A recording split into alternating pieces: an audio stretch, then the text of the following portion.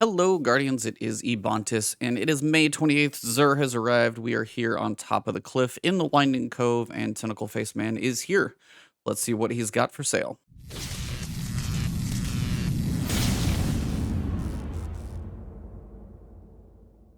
course, your exotic Engram, in case you guys are missing stuff from your previous collections, previous expansions, definitely help complete your collection. Or if you've got it all, you can always spend your 97 shards to get a roll on a piece of armor that you might already have, get a good stat roll.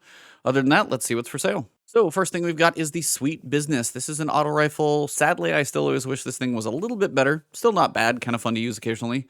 Payday, larger magazine, increased accuracy when firing from the hip. Picking up ammo for this weapon immediately reloads it, and it's business time. Sustained fire boosts range and rate of fire. Basically, it's a 150 magazine minigun auto rifle, kind of the only archetype like it. Unfortunately, just the way they've managed auto rifles and kind of where this thing is sitting right now, it's not the best. Doesn't win any like DPS or crazy awards. It's kind of fun to mow stuff down with occasionally, but more of a more of a toy to goof around with, not anything that's really going to win any DPS or meta awards. If you don't have it, you may as well add it to your collection. At least make sure you've got one. But for the time being, this thing isn't doing anything amazing. So, if you're brand new, you're probably not missing much. But if you don't have it yet, add it to your collections, toy around with it, and then probably throw it in the vault. For the hunters, we've got the Lucky Raspberry. Perk here is Probability Matrix, increases the chaining capabilities of arc bolt grenades, and has a chance to recharge it each time it deals full damage, or each time it deals damage. A full chain always recharges. So basically, you'll have your arc bolt grenade will chain farther. You have a chance to get some of your grenade energy back when it deals damage and chains between people. If you do a full chain, basically you get your grenade back. Kind of cool. So if you like arc bolt grenades, this is kind of your thing. 63 stat roll, not too bad, and you actually do have 22 in discipline, as this is a grenade-based exotic. That's nice to see. Unfortunately, you have an intellect of 2, which people still generally want their supers up the most, so that's not really helping anything. Recovery of 8, resilience of 15, mobility 10. Again, high discipline for a grenade-based exotic is not a bad thing, but the places where the stats are lacking do kind of hurt this one a lot. If the resilience was pretty much anywhere else, it would probably be more favorable. Hunters just don't usually need that much resilience and don't tend to favor it. So while the discipline is good, the rest of the stats are only okay. But if you don't have this one and you enjoy arc bolt grenades or think you may ever, definitely add this to your collections. All right, for the Titans, we have an amazing stat roll. This is ridiculous. We'll get to that in a second. Perk here for ACD0 Feedback Fence. We have the Fury Conductors. Melee hits build energy. Being struck by a melee attack reduces incoming damage and unleashes the energy in a devastating explosion. So if you punch things, as you tend to do with the Titan, you build up this kind of kinetic energy, almost picture Black Panther, and then when you get struck on the other side, you're going to expend that energy and also reduce incoming damage for a short time. Now, that's actually fairly cool. The really cool piece is I don't know if I've ever seen Zur have this high of a stat roll. Maybe tied it one time before. You've got a 68 stat roll, 16 in intellect, 14 in discipline, which, grenades aren't exactly what this is based around.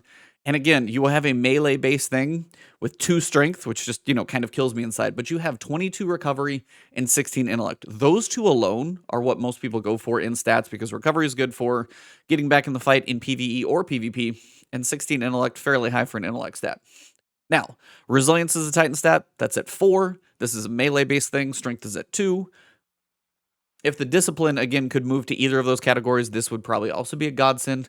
But it is a 68 total stat roll, and intellect and recovery are fairly high. So don't discount those 2 especially. So believe me, this is maybe not the best pairing of, stats and exotic and everything.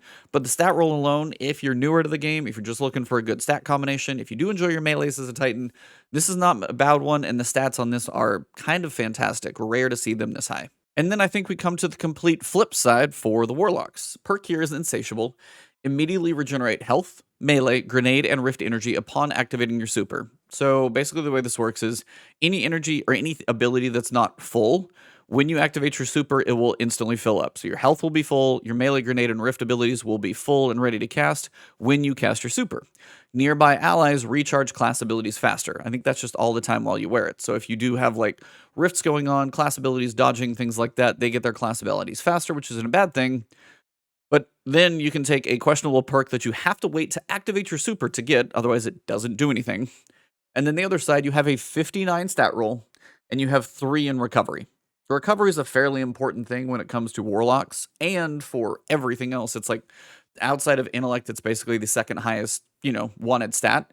So intellect of 13 isn't bad, because this is waiting on your super, so the faster you get that, the better. But 2 in recovery, that's basically doubly bad, because you don't get the health recovery, and warlocks need this for their rift.